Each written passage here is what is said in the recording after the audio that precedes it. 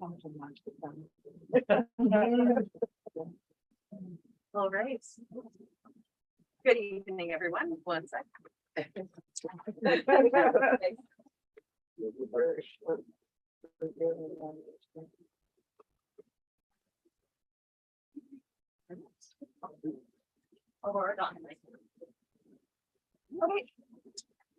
Good evening, everyone, and thank you all for joining us. My name is Alyssa Karpenka, and I am the event coordinator for McNally Robinson Booksellers in Saskatoon.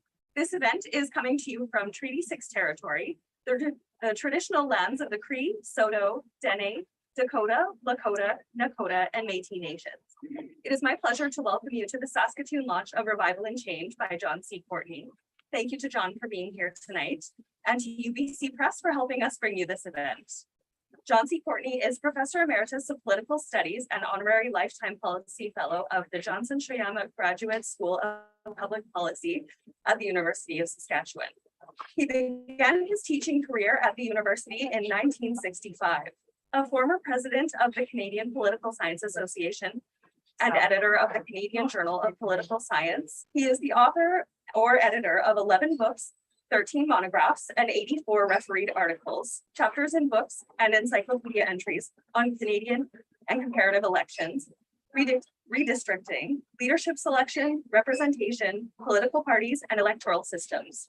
Professor Courtney has served as a consultant to the United Nations on electoral districting in Kenya, to the Canadian International Development Agency on voter registration in Bolivia, and to Mexico's Election Commission on redistricting.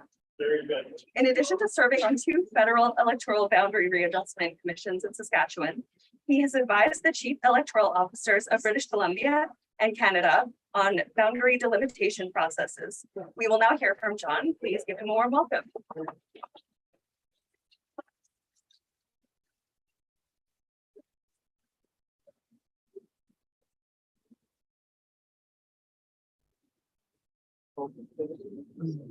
Two of the three things work, either hearing aids, glasses, or masks, but the three of them together are a good combination. Thank you, Alyssa, very much. And if I may, I'll just take my mask off. I think I'm the requisite 6 feet away. Well, first of all, thanks for braving the elements today. It's been a rocky week weather-wise. Secondly, to those of you in YouTube land, including some of my family, hello. And it's nice to see you all here, including many of our friends and colleagues at the university, as well as family. Well, I'm talking tonight about 2 elections, 1957 and 1958 Diefenbaker elections. The title of the book is Revival and Change, and I hope it becomes obvious as I make my way through my remarks why I've chosen that particular title. The series of books, this is one of a series of maybe 7 or 8 books, is called Turning Point Elections. In each one of the books will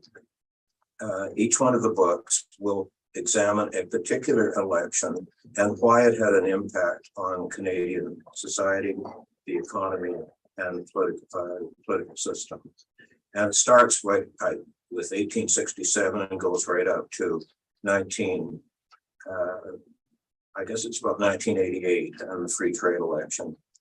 Mine happens to examine 2 elections, 1957 and 58. And I rolled them together in the book because they're really 2 parts or 2 pieces of the same exercise, which is to say, getting Liberals out of office and getting the Conservatives into office. So what I've chosen to do is talk a little bit about the background to the 57 election, the background to the 58 election, and then examine what it was about Diefenbaker in particular as a political leader that made such a difference, so resonant, so unusual by Canadian standards in many ways. First of all, Diefenbaker was chosen election as leader of the Conservative Party in December 1956. So it was shortly before the June 57 election, which gave him a bit of it really was a disadvantage because the Conservatives had no organization at all, none whatsoever to speak of. In fact, I just want to read, can't go to a book launch without a little reading. And here's just a sentence from Dalton Camp, who was then a senior strategist with the Conservative Party and later Diefenbaker's nemesis, of course, in the downfall of the Diefenbaker government and the end of Diefenbaker's leadership. Dalton Camp wrote in his memoirs, "We were dead. The Conservative Party was dead. It was in a state of ruin. It lacked coherent purpose, organizational thrust, poise, and self-confidence." And I think that's important to remember because it had gone through, the Conservative Party had last won an election federally in 1930. So it had gone through a period of a long time in opposition, winning maybe 40, maybe 50 seats, if they were lucky, 60, almost all of them from Southern Ontario, the great majority of them from Toronto and York County. So it was really a Toronto-based party. It was very regional. They had little presence in the West. Diefenbaker used to quip that the only protection for Conservatives in the West was the gun law. And when you think about Diefenbaker was the only MP in the Conservative Party from Saskatchewan. Douglas Harkness, the only one from Alberta. Walter Dinsdale, the only one, and Gordon Churchill, two from Manitoba. So it was a smattering of Conservative MPs across the country, very few in Atlantic Canada, and only 4 in Quebec. All 4 were in Anglo ridings in Montreal. So it was a regional party. The Liberals had been in office straight, uninterrupted, 22 years in office, first under Mackenzie King, and then for the last 9 years before the 57 election by Louis Saint-Laurent from Quebec. Louis Saint-Laurent was very popular. Those of us who can remember that period, he was Uncle Louis, and in Quebec he was Papa Louis. So he was a very popular man, and the Liberals were confident. They had this greenhorn populist, I want to say a word about populism in a moment, from the West, who was a prairie radical, a maverick. He was unknown. He wasn't really liked by the party establishment at all. They favored someone from Ontario, say like Donald Fleming, for example, who ran against Diefenbaker for the leadership. And all in all, it was not a propitious time for the Conservatives. The Liberals were poised to win again. The public opinion polls got it way, way wrong. They showed the Conservatives trailing by almost 10 points the eve of the election, 1957. And on top of that, the national press, magazines such as Maclean's magazine, all predicted a resounding Liberal victory. The Liberals were not shy in boasting their intended victory. They knew that it was around the corner, and they dismissed Diefenbaker. That was mistake number 1 for the Liberals. The second thing was they had come off a very bad patch in Parliament. 1956, there had been tremendous debates in Parliament over a couple of issues. The first and most prominent was the construction of the Trans-Canada Pipeline. And it would be months before that finally settled down. The Liberals invoked closure at every single stage of the bill. And that gave rise to great animosity in the House. The CCF leader at that point was MJ Coldwell from Saskatchewan, very quiet, gentle, Edwardian man. It's appropriate. He was educated in Britain during the Edwardian period. And he stormed the Speaker's chair in 1956, at the time of the pipeline debate, because the Speaker had made some egregious rulings against the Conservatives and the CCF in opposition. So all in all, it was a tense moment. The Liberals did not look good because of the pipeline debate. It was finally passed under the dictatorial cabinet minister, C.D. Howe, and as a result, there was a lot of animosity. And it was an issue that played 38% of those, checked the polling data on this, 38% of those who switched from the Liberals to the Conservatives in 1957 did so because of the pipeline debate. The second issue in Parliament in 1956 was the attack by Britain, France, and Israel on Egypt, the so-called Suez Crisis in December 1956. And that led to a big split in Canadian foreign policy. Canada had always backed Britain, always backed France in our negotiations with European allies and things of that sort. It suddenly switched under the Saint Laurent government to backing the Americans. Eisenhower was dead set opposed to the British-French Israeli attack. And Canada backed Eisenhower on this. And that led to a split in Parliament between the Conservatives who backed the British and the Americans who backed, the Liberals who backed the Americans. So that played into the 1957 election, and something like 22% of those who switched from Liberals to Conservatives in 1957 did so because of the Liberals backing the Americans. Now, on to Diefenbaker. I've chosen the title of this book, Revival and Change. I wrestled with it for a long time. By the way, this is speaking of wrestling, this was my rescue over COVID. So for 3.5 years, I wrestled with this book, but it was a blessing. And I finally came to the conclusion, it's about a revivalist, a secular evangelical revivalist. Diefenbaker had the cadence of what I would imagine an Old Testament prophet had. He could speak, he had a golden tongue, and he could wrap an audience around his little finger. Now, listen to him, not in the 57 election, but in the 58, because I want to talk a little bit about this. This is in the 58 election when he was heading to a huge victory in Parliament. Here he is. Listen to the words here. I promise you a new sense of national purpose, he said. I implore you to catch the vision of the kind of Canada this can be. I have seen this vision. I have seen the future of Canada. I ask you to have faith in this land and faith in our people. And I say, an evangelical preacher could not have said it better. You look at the words in there about vision and capturing the mood of the public. Follow John. That became the slogan in 58. In 57, the Conservative slogan was time for a change. And luckily, that was reinforced by the CCF under N.J. Caldwell and the little small Social Credit Party. All three parties in opposition to the government argued it's time for a change. So that kind of reinforced the campaign that the Diefenbaker Conservatives were mounting. And gradually, as Diefenbaker made his way across the country, the rallies began to grow. And the photo that's on the front of this little book is a snippet from Winnipeg Auditorium in 1958, in February, little snippet. Here's Diefenbaker in a characteristic pose like this. And when he wasn't wagging his finger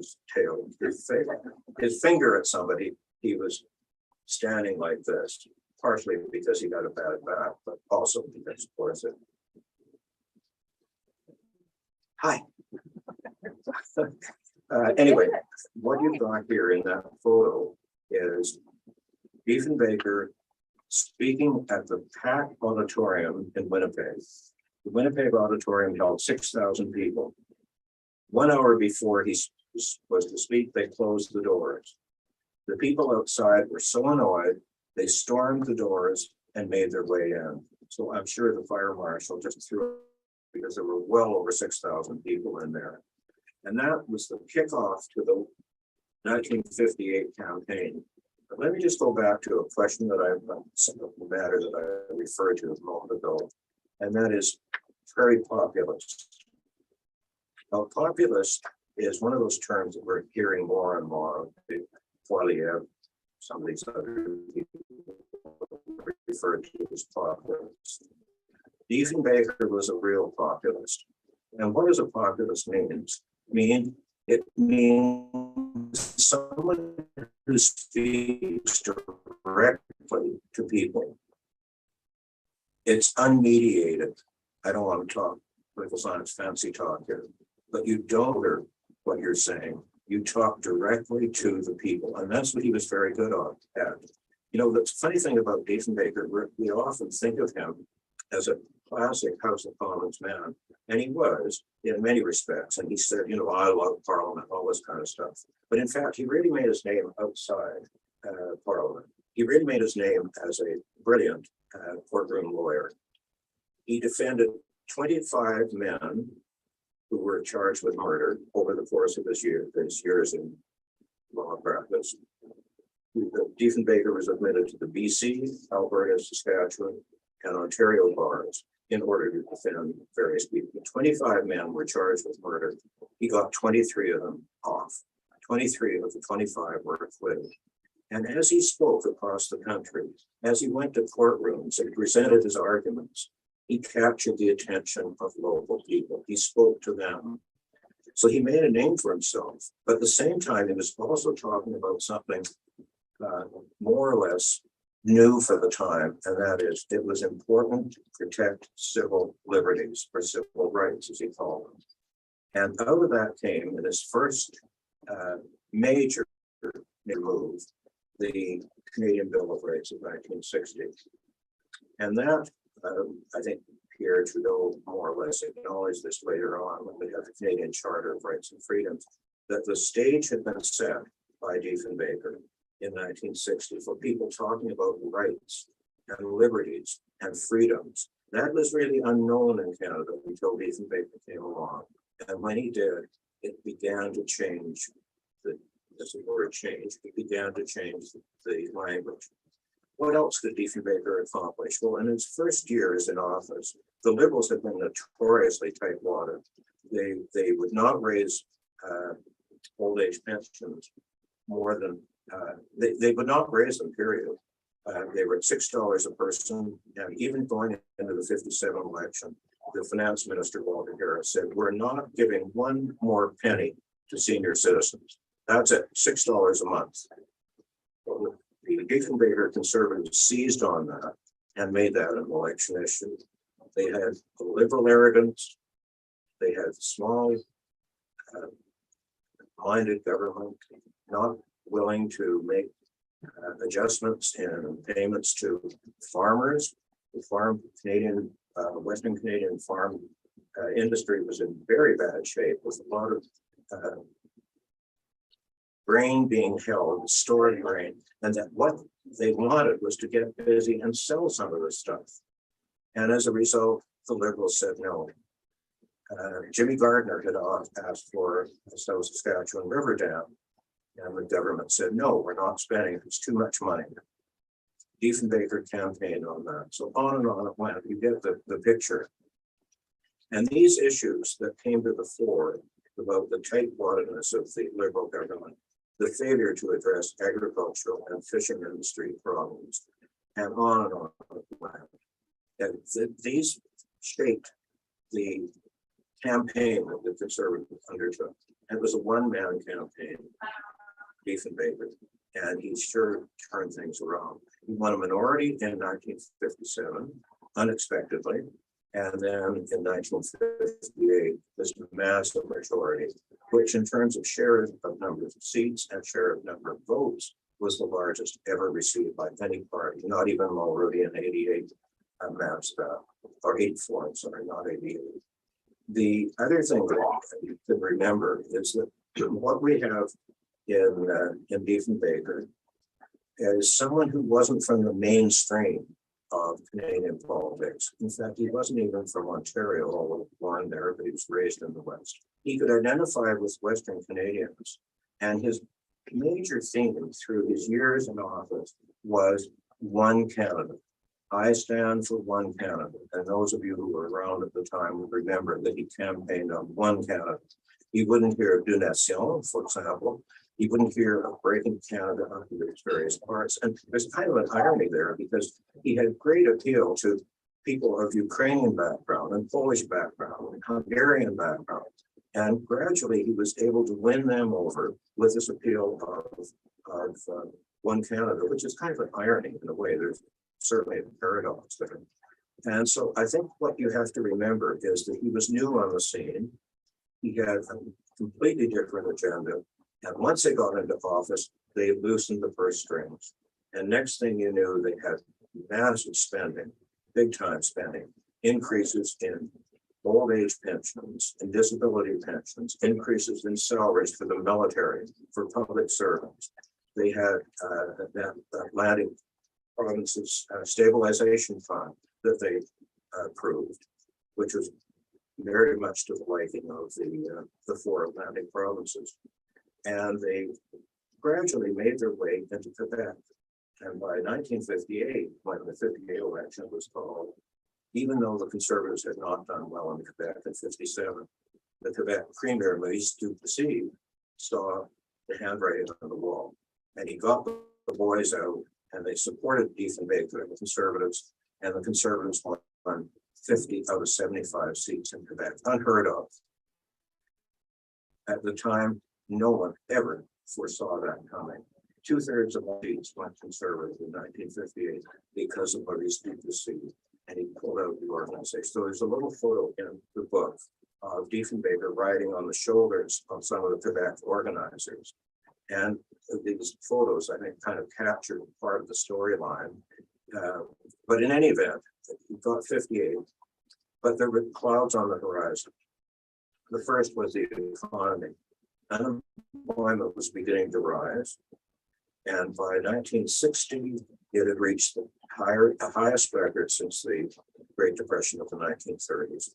It was 6.8%, and then it went to 8.4% in 1961. The economy was problematic, but the two big issues that they faced, I'll mention one right off the bat, 1958, sorry, and then one a little bit later. The two big issues were the cancellation of the Arrow program, and then in 1962-63, the failure to live up to its obligations under NORAD, to meet their obligations when the Cuban Missile Crisis was on, and Kennedy would have nothing to do with Diefenbaker. Diefenbaker had very good relations with the American president, Dwight Eisenhower. But when Eisenhower was replaced by Kennedy in 1961, relations began to sour, and Kennedy had very little use for Diefenbaker. After his first meeting, Kennedy, according to his brother Bobby in Bobby's memoirs, after his first meeting with Diefenbaker, Kennedy said to Bobby, "I never want to see that boring son of a bitch again." So things did not get off to a very good start, needless to say. But I think what you get here is the sense that there's a tension, kind of a latent anti-American tension in Diefenbaker's stand. He was very pro-British, and kind of a latent animosity toward the Americans, which played out in big time in the two big issues of the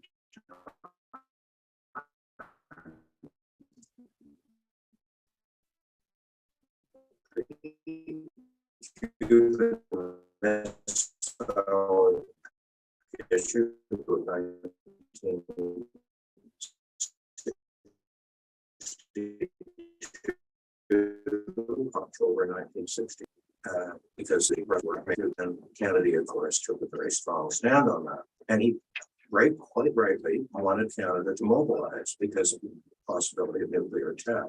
And we were obliged to under NORAD and through our NATO agreements as well to meet those obligations. And sure enough, Diefenbaker did.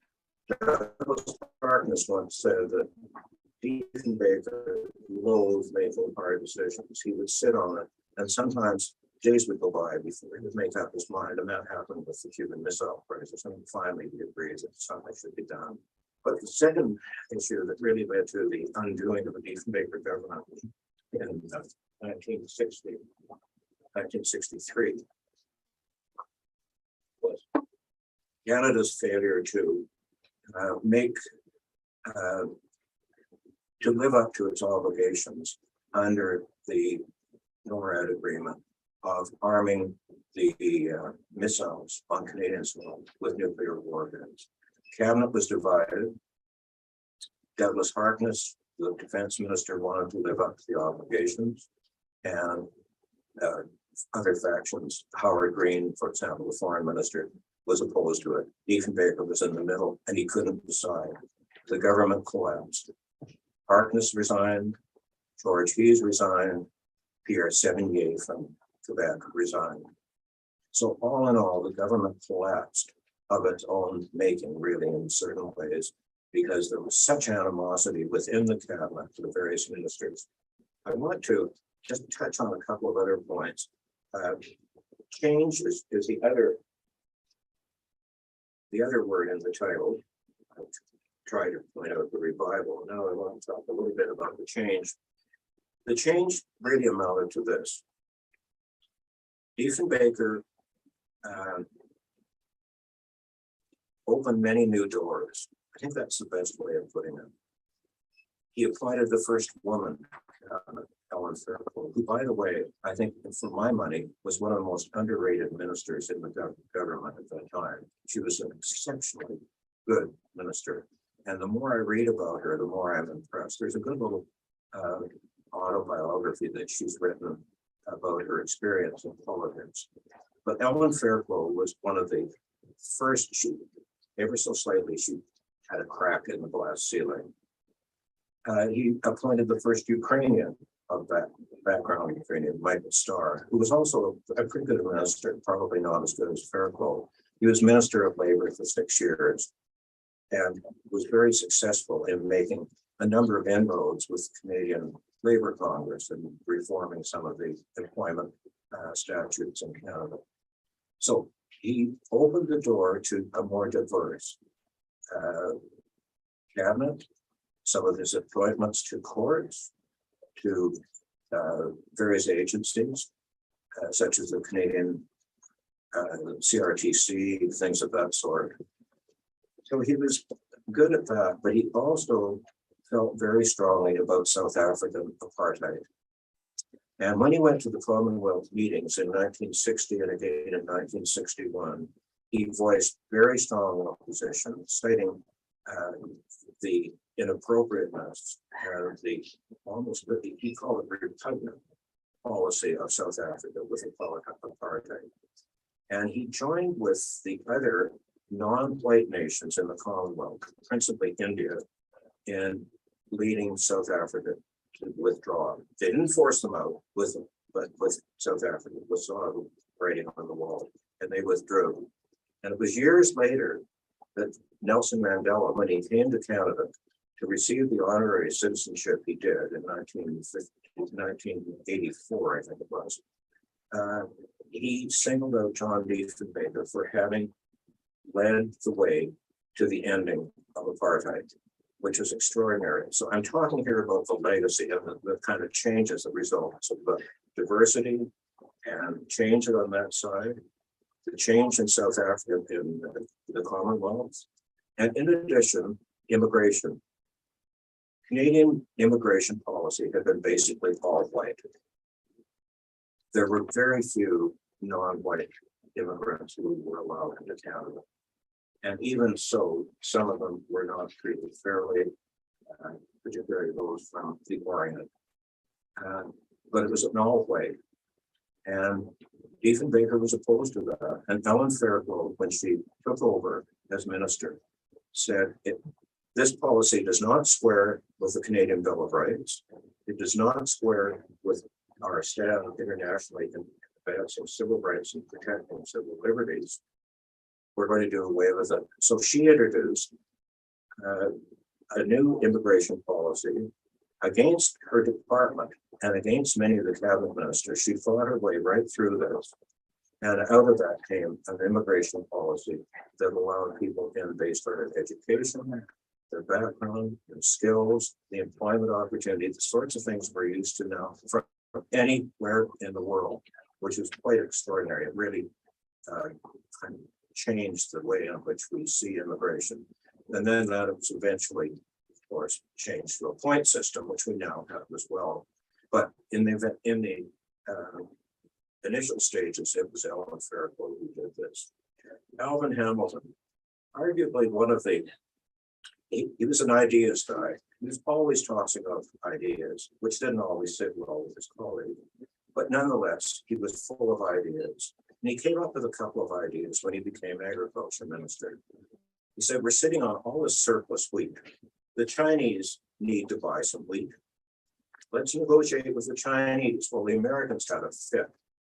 Nobody was supposed to meet with the Chinese communists because that was against American foreign policy. And you can imagine what Hamilton said for that. So he went over to Beijing and negotiated cash on the line, not credit, but cash, a $600 million wheat deal with China. And that was, as you can imagine, political implications on the prairies for that. And that really helped to change the Conservatives on the prairies, no longer just winning 1 or 2 seats, but winning every seat in Manitoba, almost every seat in Saskatchewan for a while until more recently. And in any event, what you've got here is the change that has taken place. And Alvin Hamilton had another idea. He decided to go to Rome, and 1961 went to Rome to argue that there should be something called a World Food Bank set up. Diefenbaker said the idea was his, but be that as it may. Alvin Hamilton went over and met every delegate from every country, shook hands. He said, it's just like walking down a main street in Saskatchewan when you're electioneering. You shake hands with everybody and you talk to them about what's in it for them. And out of that came the unanimous agreement to establish through the UN the World Food Bank, which has been an enormous success. And 50 years later, it was awarded the Nobel Peace Prize. So you can go through these various legacies, and I'm not going to bore you with these anymore, but the one big one that I want to talk about, and then I'll end on this, is the change in the party system. I began by saying that the Conservatives going into the 57 election were really a rump party. They were Toronto and Toronto District, York County, Southern Ontario, and that was it. And as a result, they were not taken seriously as a national party. Diefenbaker managed to create, however briefly, in 1958, a national pandemic party. Pandemic party, what am I talking about? I'll tell you, I've got something on my mind. I meant pan-Canadian, not pandemic. And he did this by bringing in elements from Atlantic Canada, from Quebec, and so on. But it's the last of those that we've really seen. Already recreated it briefly. Trudeau did in '68. Harper sort of, but the two, Mulroney and Trudeau, were really the only rough approximations of what had happened under Diefenbaker. Gradually, the Conservatives became a more Western party, and we see that today with their various offspring, the Reform, the Alliance, and now the Conservative Party of Canada. It's basically right now a strongly regional party with some support elsewhere. The Liberals no longer were the dominant force as they were going from 1935 to 1957 on the prairies. Since 1958, the Conservatives have won 70%. The Conservatives or their heirs down the line have won 70% of all seats in the 4 Western provinces. And that was unheard of before. So that is another legacy, the change in the party system. And now it's very difficult for anyone to create a true pan-Canadian party and make it last, because you've got Quebec nationalists, you've got the metropolitan elites of Toronto, Vancouver, that sort of thing, and prairie interests and Atlantic Canada interests. So you've got these sectional, regional differences. And out of that has come the difficulty that most of us now realize is true with, for example, Justin Trudeau support and the lack of support in Western Canada. Anyway, I could go on and on. These are just some of my thoughts to sure. So why don't we open it up and have some questions and let's see what we can get. Anybody? Talk. Sorry to be late, teacher. I hope I don't get put in detention. You can go to the corner, okay? Well, thank you. I enjoyed it and I'll enjoy reading the book. But what struck me was at this time from 1958 to 1970, you know, the baby boomers are coming of age. There's flower power. There were a lot of changes happening in society. Wondering whether someone other than Diefenbaker could have made all the changes and revivals that you talked about. In other words, was it him or was it the environment? Oh, I in the 50s, it was him. He charted, he really opened a number of doors that have been closed before, and he basically laid out a blueprint for Canada that I think should be it should be acknowledged. It wasn't always carried through, and it wasn't always carried through well. I didn't mention his attempt to fire the Bank of Canada governor, for example, which backfired in their face. But I think the changes that came along later, when Trudeau the first, when he was prime minister, that was the flower power. That was that generation. It was completely different. And don't forget, Diefenbaker and Pearson were the last two prime ministers born in the 19th century. In the 19th century, things began to change under Trudeau. In fact, one of the books in the series is going to be on the Trudeau 68 election and the changes that came out of that. So I think it's important to remember that the kinds of changes that he introduced were long overdue. And I haven't mentioned one that I think is important, and that is his appointment of the Royal Commission on Health Services. And you would know this only too well as a medical doctor. That is the importance of the cast of characters. Amazing. Emmett Hall chaired it. Dr. David Balson from Saskatoon was one of the members, and on we go. I mean, these are changes that are huge, and some of these changes were not implemented by Diefenbaker. They were implemented by the Pearson government. But there's kind of a continuum, as it were, between the introduction of these policies and the actual completion of them coming to fruition under somebody else. So I think you've got. And answer your question simply, it was Diefenbaker. Okay. Okay, who else? Somebody else. Oh, David, hi. Thank you. Wonderful evening. A few months ago, I was cleaning up one of the David, doors. hold it up a bit, sorry. I was closer. A few months ago, I was cleaning out one of the old drawers and came across the old infamous Diefenbach, the 92.5-cent dollar. And I'm not being aware of whether our dollar was pegged at one time or what sort of impact was that fallen in the Canadian dollar vis-a-vis the American dollar. How did that impact in the 1964 election? This is all part of, it's a larger picture. I mentioned the attempt to fire the governor of the Bank of Canada, James Coyne, and that backfired big time. That Coyne wanted a very, very tight monetary policy. He wanted to cut back on foreign investment. He wanted to keep the Canadian dollar at par with the American. And when when they attempted to fire him, and they weren't able to because of the Senate rejecting the legislation, he then resigned. But this left a very bitter taste in the mouths of many financiers, particularly international money. And gradually, as the Canadian economy worsened, I mentioned the unemployment rate going up to such levels in the 1960s, they had to loosen the dollar, and they just had to. So they let it float. And that came at the very worst time. It was at the time of the 62-63 elections. And that's where the Diefenbaker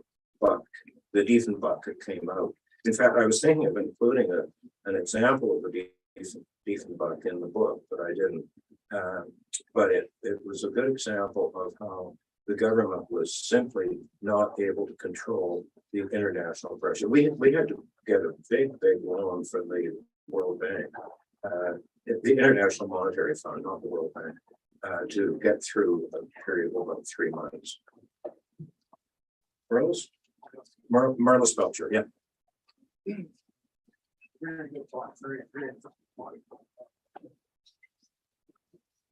you so much for reading the book. My question would be this: could, keeping in mind the different factions across Canada, Sorry, is this mic on? It is, yeah, just tilt it towards you. like keeping in mind all the factions that you mentioned across Canada, do you think it's possible now for populists, for a leader using them to be elected? I'm not sure I got the question. Marla, could you take? Sorry. You mentioned in the past there, is that better? Can you hear me now? You mentioned in the past, like the various factions, Quebec and so on, you need it sort of broken up into sort of sections of Canada. So could populism be revived for a couple of terms, a couple of elections? Do you think now? Which is your suggestions that one of the leaders, the word populism is such a thing. What is your opinion? Oh, I think it's possible. I mean, you take a look at the band right now with Legault. I mean, in a way, there's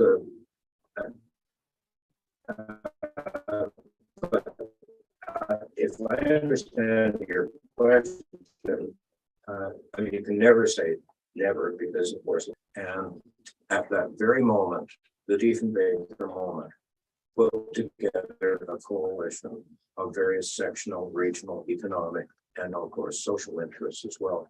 And the result really is, in my mind, very much determined by the factors in place at the time and the personality that comes along to address them. And this worked. I mean, let's face it, it was perfect timing, the perfect storm, as we say.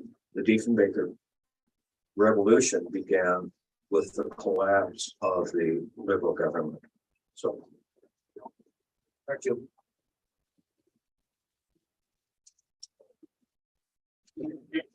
Tim, hi. John, hi. Thanks for the book. I haven't paid for it yet, but I will. Make sure this guy doesn't leave without paying for it, okay? I think, as your son would tell you, I'm not a book reader, but I will finish this one.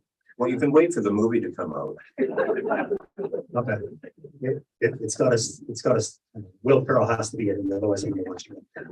My question is, with respect to the elections, 57 and 58, what happened in 57, where Diefenbaker tried to obviously pass something through Parliament and it didn't happen. And I believe it's called a non-confidence vote or something like that. Why was an election a year after the first election? Okay. Oh, that's a really good question. I must have prepped you on that, didn't I? Okay, here goes. They came in with a minority. They in 1957. They won more seats. They won 102 seats, 112 seats to 104 for the Liberals. And Saint Laurent could constitutionally have carried on. There was no reason that he couldn't have, because the two minor parties had about 20 seats each. But he knew that he would be defeated on a vote of no confidence straight away. So Saint Laurent resigned. He was gone from the picture, and he was succeeded in January of 1958 by Lester Pearson. Now, Lester Pearson was an enormously popular man. He had made his name internationally. He had been president of the United Nations. He had been instrumental in getting the peacekeeping operation going after the Suez conflict. He was awarded the Nobel Peace Prize in 1957, and he came into the office with a really kind of magisterial presence. He was not a magisterial man in himself. He's rather very humble and self-deprecating humor, that sort of thing. But Pearson was the obvious person to succeed Saint-Laurent, so he did. And he made arguably the stupidest mistake that anyone has ever made in Canadian politics. He stood in the House, his maiden speech as leader of the opposition, Diefenbaker, right across the aisle in January 1958, and called on Diefenbaker to resign and let the Liberals take over. He didn't move a vote of no confidence because he knew that the CCF and the Social Credit would never support him. And he called on Diefenbaker to, well, if you really want to read one of the great speeches in Parliament, you go to Hansard for Dief's response to that. Jack Pickersgill, Paul Martin, the two of the big names on the Liberal Party, said they have never heard such an effective speech. He tore Pearson to shreds, said this was the Liberal arrogant team all over again. And all he would do was guarantee that they would be defeated in another election. And he called another election, and that was it. That was the 58 win. So it was an absolutely perfect storm, as I say, where you've got Diefenbaker rising to the occasion. And Pearson, in his memoirs, said he sat down and he said, I realized I had just made an enormous mistake. So does that answer your question? Okay. Anybody else? Yes. Oh, no, no. Yeah, Jay? That's okay. Okay, that's all right. I do have one from our online audience. Uh-huh. Was Diefenbaker doomed as prime minister by his adversarial personality as a courtroom lawyer? Tell me that again. Was Diefenbaker doomed as prime minister by his adversarial personality as a courtroom lawyer? Was I have to parse this a little bit. His adversarial personality, is that what you said? Well, he was certainly a courtroom lawyer. I mean, there's no question about it. He rose to the occasion every time. But did you say corporate or courtroom? Courtroom. Okay. Well, that certainly gave him standing in the country. People knew his name. I mean, if you go back to the papers of the 1940s, 1950s, and have a look at them, you'll be surprised how many people in various parts of the country spoke about or wrote letters to the editor about John Diefenbaker. So it's definitely his courtroom presence was huge. And it's kind of captured in a way by a little photo just at the beginning of this book, in which he's in the House of Commons, actually, but it could very well be a courtroom, in which he points directly at the opposition like this, and let's go. So, you know, I think the lesson to draw from Diefenbaker's period is that it has a good side and a bad side. I mean, it can be abused. He was off to a very good start, but then later, after the Avro era, I should just take a moment to explain what happened there. The Avro era has entered the pages of Canadian mythology as one of the great debates, all this kind of stuff. It was a two-man supersonic Delta Wing interceptor built to shoot down Russian bombers as they were coming over with nuclear bombs to attack North America. And the design stage was brilliant. The Allies signed on. The NATO troops in the NATO countries promised to buy something in the order of 500 to 600 of these planes when they finally were produced. And they would be produced largely in Toronto at the AV Road Production Center. So things looked fabulous. And then gradually reality set in. The number of orders dwindled to about 150. The cost overruns were huge. The Americans were coming up with a one-man and then eventually a no-man interceptor. And the very day is one of these incredible ironies of Canadian politics. The very day that the Avro Arrow was unveiled in Toronto was the day that Sputnik was shot in New York. And people realized that was the end. That was the beginning of intercontinental ballistic missiles. And so the government pulled the plug. Now, you can debate this till the cows come home. It's probably true, although it's never, to my knowledge, been actually documented. I stand to be corrected on that. It is probably true that the Liberals would have done the same thing had they been reelected. Well, they weren't reelected, so the blame, of course, was on Diefenbaker. And to his credit, Diefenbaker said, I accept full responsibility for this. Now, don't forget, this is in Toronto. They had won every seat, all 18 districts in Toronto and York in 1958. They lost every one but one in 1962. They had 54% of the public opinion in the fall of 1958 at the time. 54% of Canadians supported them in Gallup poll. 1 month after the Avro Arrow, they had fallen to 38%. And they never ever got back up to over 40% under Diefenbaker. So there's a real lesson there, but it was a tough call, and probably, I mean, I'm no military historian, and I'm sure I stand to be corrected on this. It was probably the right decision under the circumstances, but that's debatable. Okay, anybody else? I have a question. Yes. Well,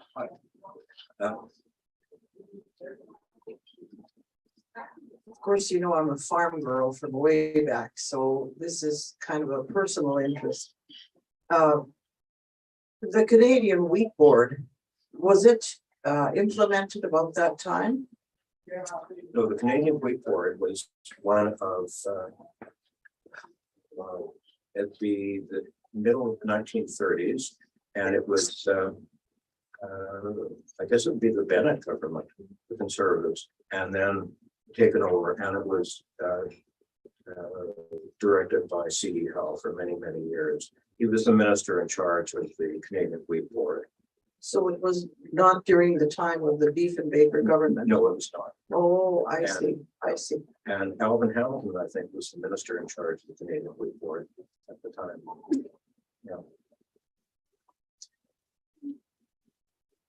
I should mention, and I'm glad that you spoke up, something that occurred coincidentally at the same time as the Suez crisis was the Russian intervention in Hungary and the Hungarian Revolution being put down. And Canada, to its credit, took in about 35,000 Hungarian refugees. And that set the pace, by the way, for things like the later refugee crisis with the boat people and so on.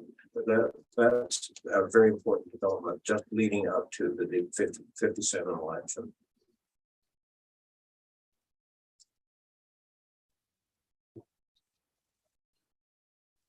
Any other questions? Well, as I say, if you wait for a while, you might see the movie come out.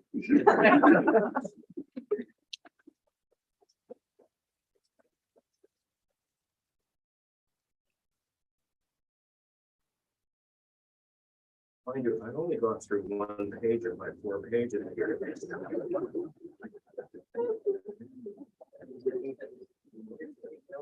I'll just come and say a quick thank you again to John C. Courtney, UBC Press, and to everyone who attended tonight's launch. John will stick around to sign the books. We've got a table there. And of course, we've got copies of Revival and Change available for purchase right over there. For our virtual guests, the book is available at mcnallyrobinson.com. Thank you all for joining us and have a great night.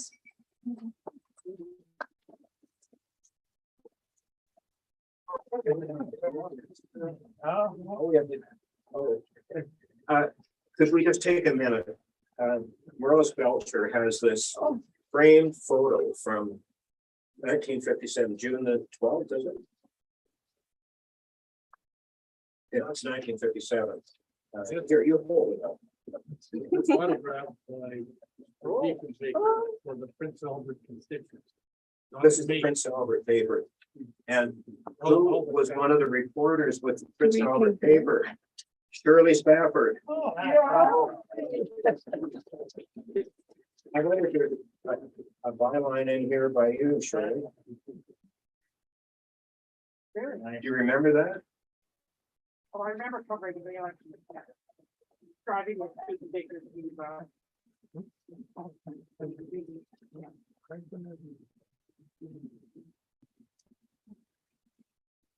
There you go.